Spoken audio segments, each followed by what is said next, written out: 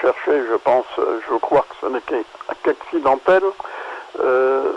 Tout ça, actuellement, il semble y avoir un problème de gestion, mais pas un problème de gestion particulièrement politique, simplement. On a l'impression que toute cette politique est faite pour défaire ce qui existe, mais sans rien promettre quant à l'avenir. Toutes les promesses qui ont été faites, il y en a peu qui ont été tenues récemment. On nous a promis le Karcher jadis, on nous a promis 36 choses il y a 3 ans. On ne peut pas dire qu'on constate actuellement de grands résultats. On peut constater la détérioration du budget français et on se plonge dans une crise financière avec une dette importante qui n'est pas grand-chose par rapport à la dette américaine, qui n'est pas grand-chose par rapport à d'autres dettes, mais qui est une dette importante et au plan bancaire, une dette est une dette et demande à être remboursée. Bon, bien évidemment, mais comment les autres rembourseront-ils leurs dettes? Comment cela sera-t-il fait? L'argent, c'est ma foi une monnaie commune qui dans le temps était gérée en France, qui maintenant est gérée en Europe, mais gérée en Europe par des personnes qui ne sont pas toujours européennes. Alors, mon cher monsieur Jean-Philippe Biron, je veux préciser à mes chers amis que ce soir j'ai le plaisir de recevoir monsieur Jean-Philippe Biron, l'ancien directeur de Chambre et Sénat, écrivain, économiste. Monsieur Biron, vous venez de parler de succès médiatique de Raoul et ce qu'il est en train de subir. Vous avez dit qu'il vient peut-être de succès médiatique. Vous savez, il y a énormément de gens qui ont des succès médiatiques 50 fois plus que Raoul, mais ils n'ont pas de problème. Toujours, nous avons des personnalités qui sont présentes dans les médias français, même international, mais jamais ils n'ont pas des problèmes, c'est-à-dire succès médiatique. Et, je crois que, à mon avis, c'est mon avis, je veux savoir qu'est-ce que vous en pensez. Ce n'est pas correct à utiliser, c'est une utilisation qu'on fait, même, voilà, ses ennemis. Pourquoi? Puisque quand on dit succès médiatique, la tête va retourner vers un autre chemin. Moi, je pense peut-être qu'il est victime. C'est une victime. C'est ça que le peuple français, les gens qui pensent aux entrées de la France, la grandeur de la France, il y a des personnalités françaises qui ne pensent qu'à la France au lieu de penser à la mondialisation moderne. Tous doivent dire ça, comme quoi les gens comme Raoul, ils sont victimes de la mondialisation sauvage de notre époque, de nouveau monde, parce que cette mondialisation sauvage de notre monde ne respecte rien. À l'époque, il respectait peut-être certains éléments, mais non, il ne respecte rien, qui crée des guerres à droite et à gauche, tuer les gens et les enfants pour vendre leurs armements, ou envoyer, ce que nous pouvons constater, les gens qui viennent faire face à ça, pour montrer la grandeur de la France, parce que Raoul, il ne faut pas oublier, président des États-Unis, il a salué, et il a confirmé comme quoi, je ne sais pas quoi, voilà, tout le monde est au courant, on ne va pas répéter. Alors, victime ou mondial, ou succès médiatique, M. Jean-Philippe Biron, je vous écoute. Victime, on peut pas dire victime. Le professeur Raoult a été mis en position, on lui a donné tous les moyens pour développer des solutions, pour trouver des solutions, et il ne s'est pas privé de le faire. Il a des systèmes qui marchent bien. Il est peut-être victime d'une chose, c'est du faible coût de ces médications, si on peut dire médication, étant donné qu'on veut dire traitement, on veut dire en fait c'est des médications qu'il a faites dans lesquelles on donnait rapidement aux personnes qui commençaient à avoir de la fièvre, etc. Comme dans une grippe normale, comme le fait votre bon médecin de famille. Il vous conseille ce qu'il faut et vous passez 10-15 jours de désagréable, à la suite de quoi vous retournez au travail aussi en forme que vous en êtes parti. Le professeur Raoult a quelque part dit un peu la règle. Voilà comment il faudrait s'y prendre pour que ce soit un mauvais moment à passer. Or, il semblerait que ce Covid-19 ait eu un succès de presse, mais surtout un succès de moyen de terroriser la population, de voir comment on pouvait la régir,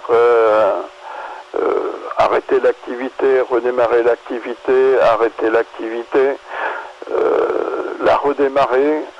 Il suffit aujourd'hui de faire passer le Tour de France quelque part pour qu'on dise stop, les commerces se ferment, pour se rouvrir le lendemain. Est-ce que les commerces qui ont souffert du confinement pendant des mois avaient bien besoin, lors du passage du Tour de France, qu'on les ferme, soit parce qu'ils sont à proximité du passage, soit qu'ils sont sur la route? Bizarre, symptôme bizarre. Bon, il faut faire confiance à la justice de notre pays, il faut faire confiance au sérieux des politiques. Le professeur Raoult, victime, on ne peut pas dire que ce soit une victime actuellement, on peut dire qu'il est enquiquiné, on peut dire qu'il a des plaintes qui lui tombent sur le dos de la part de collègues qui aimeraient bien avoir quelques gloires sur leurs ailes, qui souhaitent se faire remarquer, qui trouvent préférable surtout d'être du côté du gagnant, le gagnant étant celui qui trouvera une solution qu'il pourra vendre à des tarifs ressemblant aux tarifs utilisés pour traiter le sida par exemple pendant des années, au lieu de se trouver au tarif de l'aspirine ou de la chloroquine ou de l'hydroxychloroquine ou de la nivaquine. Tout produit tombé dans le commerce commerce libre depuis les 60 ans, presque 70 ans qu'ils existent, et qui sont utilisés et qui sauvent des pays en Afrique, en Asie et ailleurs, pour tous les gens qui attrapent des maladies graves. Il ne s'agit pas de dire que tous ces médicaments doivent être pris sans surveillance, sans se faire aider par un médecin, mais de là à dire que des médicaments qui ont sauvé des dizaines de milliers de personnes sont des poisons, ça paraît curieux quand même, quelle que soit la sincérité de la brave dame qui a prétendu ça à un moment pour dire que oui, pour dire que non après, et qui actuellement s'occupe scientifiquement de choses scientifiques. Ça devient presque un vilain mot, tellement on l'utilise pour diverses choses. Le professeur Raoult, ma foi, il est bien à Marseille, il est bien vu dans le monde. Par contre, comment serons-nous soignés? Serons-nous soignés avec le système australien qui ne coûte rien du tout? Serons-nous soignés avec son procédé à lui qui coûte pas cher, à condition de l'utiliser en début de maladie, mais sûrement pas au moment où on est aux portes du trépas? Serons-nous soignés par brevet Pasteur ou par le brevet Fortuna ou d'autres brevets américains actuellement en route, il y a une grosse histoire dessous là derrière, de contrôle des populations, contrôle qui a été extraordinairement bien réalisé. On a un peu l'impression que c'est pas forcément une mauvaise chose, qu'on souhaiterait se passer des armées et des guerres pour contrôler les populations, et qu'on préfère aujourd'hui le faire par des moyens plus techniques, plus radicaux. Le côté humain de la chose, il est difficile à discerner. Au niveau efficacité, on a prouvé certaines choses. La seule chose, faut-il laisser le monde à quelques illuminés gâtés par la fortune, ou devrait-on leur demander de réviser un peu leurs idées et de se diriger vers des solutions plus humaines à tous les points de vue.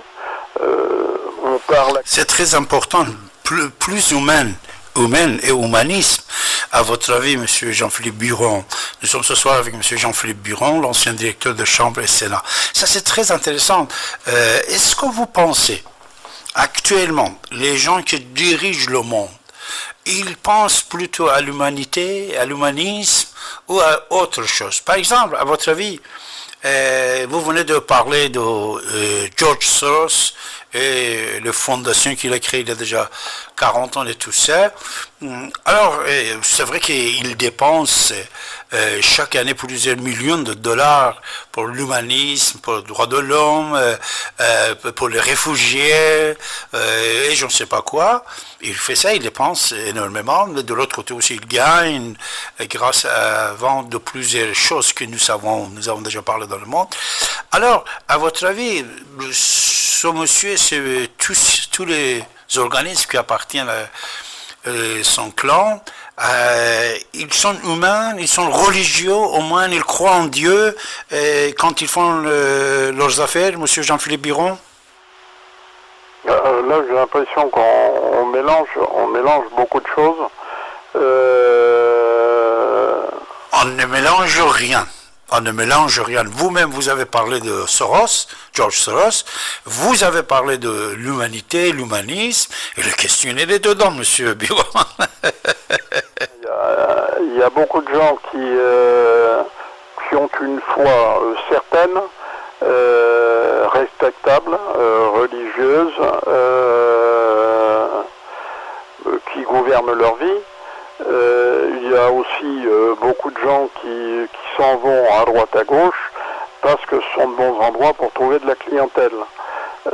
Quand on parle, vous avez évoqué le nom de M. George Soros,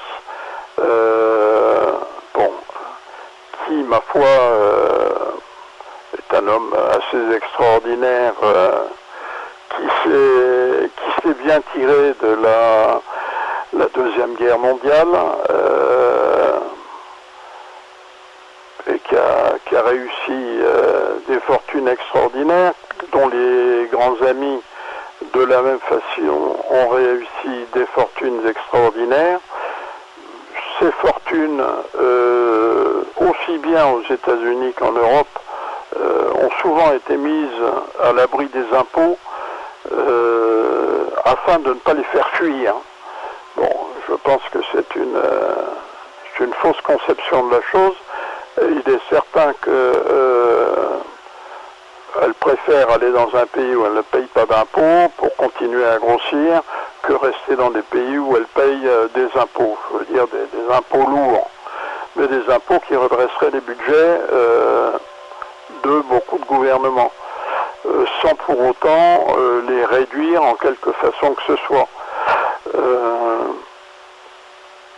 Alors, c'est ça ici, monsieur Buron, la question.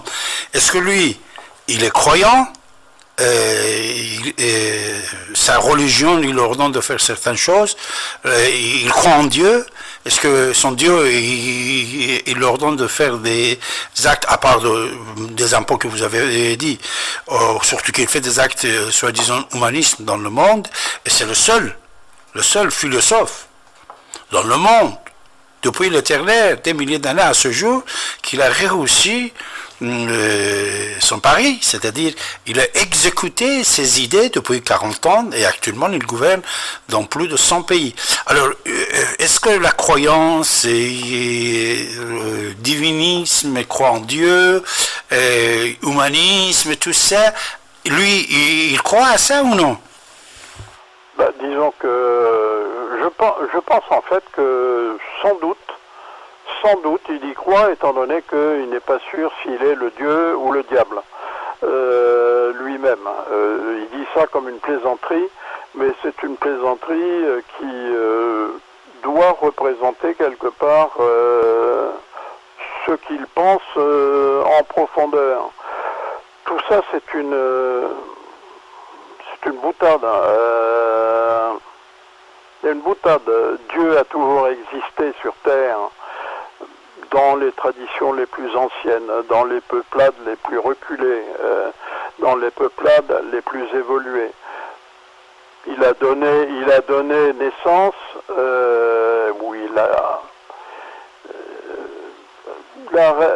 les religions ont donné naissance à différentes maltraitances des populations, que ce soit des populations proches ou des populations éloignées. Tout ça par des dérives humaines, qui n'ont pas grand-chose à voir avec Dieu. Dieu, je pense que nous sommes comme les microbes sur le derrière de n'importe quel animal, proportionnellement, et que cet animal, il est beaucoup plus grand que la Terre n'étant que une petite boule qui se trouve, un petit bouton qui se trouve sur une jambe ou ailleurs, quoi, et que cet ailleurs soit parti d'un autre individu qui sera parmi des milliards d'autres individus qui vivent dans un monde, enfin c'est l'infini, on retourne du zéro à l'infini, quoi. Hein. Bon, elle est difficile votre question. Alors si c'est difficile, prenez bien note, Monsieur Biron, parce que c'est George Soros lui-même, il va nous répondre. Mais puisqu'il nous répond en anglais, et vous êtes fort en anglais, mieux que moi, je salue votre femme, artiste, anglophone, voilà. C'est seulement 20 secondes, Monsieur Jean-Philippe Biron, que lui-même, George Soros, il va nous répondre à 3 questions. Je vous laisse écouter et après vous allez nous traduire 20 secondes en français. Voilà, pour rester ça, soi-disant, dans l'histoire, la réponse à nos questions par George Soros lui-même, s'il croit en Dieu, quelle religion, et c'est quoi son métier. On va l'écouter. I think that I've been blamed for everything. I am basically there to make money. I cannot and do not look at the social consequences of